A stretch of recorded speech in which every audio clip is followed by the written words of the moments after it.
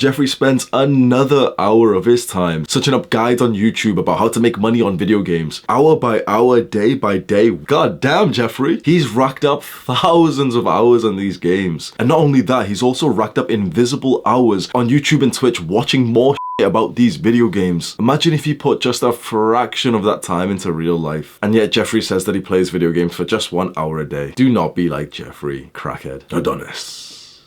Adonis sees the young men of today consumed by the virtual world. It's so strange. He looks at them and just thinks, why don't these young men just go out into nature? Why don't they go out into the real world? They want a sense of exploration. Well, you can have a better adventure outside. They want a sense of brotherhood and status. Well, why don't you create a group of friends who challenge each other? This is actually making me really sad, I'm not gonna lie. I kind of feel like crap f***ing hell.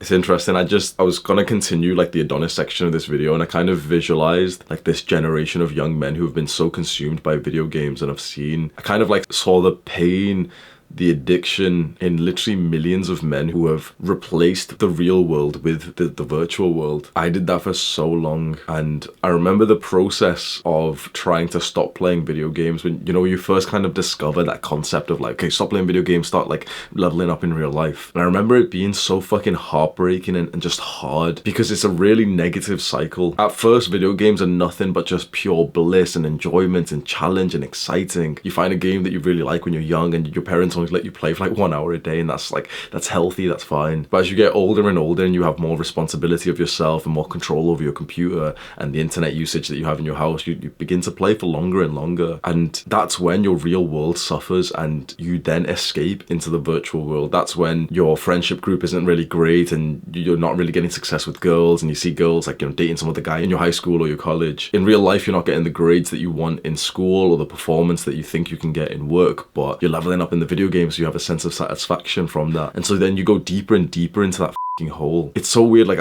I'm just getting so close to this like scary f***ing like feeling of like visualizing hordes, millions of men just being sat on like computers, and that's so sad. It's so sad that, like, I know this is gonna sound cringe and gay and everything, but it's like, it's so sad that they can't see the beauty of the world. I remember when I officially like stopped playing video games in May 2020, when, you know, I really transformed my life. I moved back home to my parents' house, and I've not played 1 second of video games since then. And I remember I used to like look at the world in awe. I'd been meditating more, and I had the two things that really helped was meditation and gratitude journaling, and them two combined with, like, you know, the dopamine effects, the scientific bro science type of like not playing video games anymore. I remember I would literally go outside and like look at trees in awe, and I would like look at a leaf and be like, what the how have I never even like paid attention to this before? Everyone thinks I'm joking when I say like go outside and like touch some grass and like look at leaves. Bro, no, I'm not. That saved my life. I'm telling you right now that the more you go outside and the more you look at trees, the more that you like pick out your favorite leaf, I'm telling you right now that the majority of your problems will begin to disappear. And I know that you probably think that that's stupid advice, and that no, I'm not being sensitive to your real issues because you've definitely got depression, and that, you know, your life is so bad. I guarantee you right now that the more you do that, you'll see a linear correlation with how good you feel. I'm still taken aback. Like yesterday, I just spent some time in my back garden, and we had like the rabbits playing outside. Me and my sister were just like chilling, listening to music and talking, and I was just taken aback every single time I'd see like the sunlight just glistening off something like a tree or just like the wooden fence.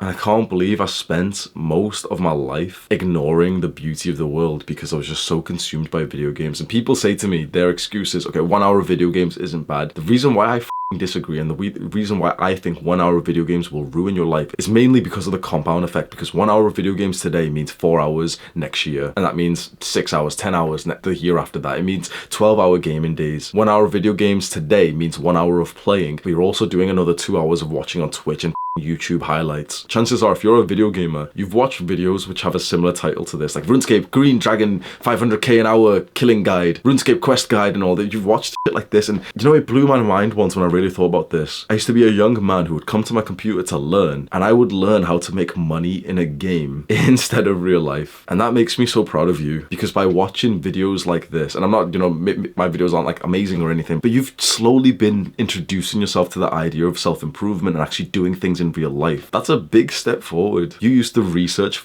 games, bro. Like, you used to research how to level up in games, and now you're researching how to level up in real life. You should feel proud of yourself. Scroll down right now and click on the share button underneath this video. Send this video over to a Jeffrey friend who plays video games, and it might help him. Do the hard work, especially when you don't feel like it.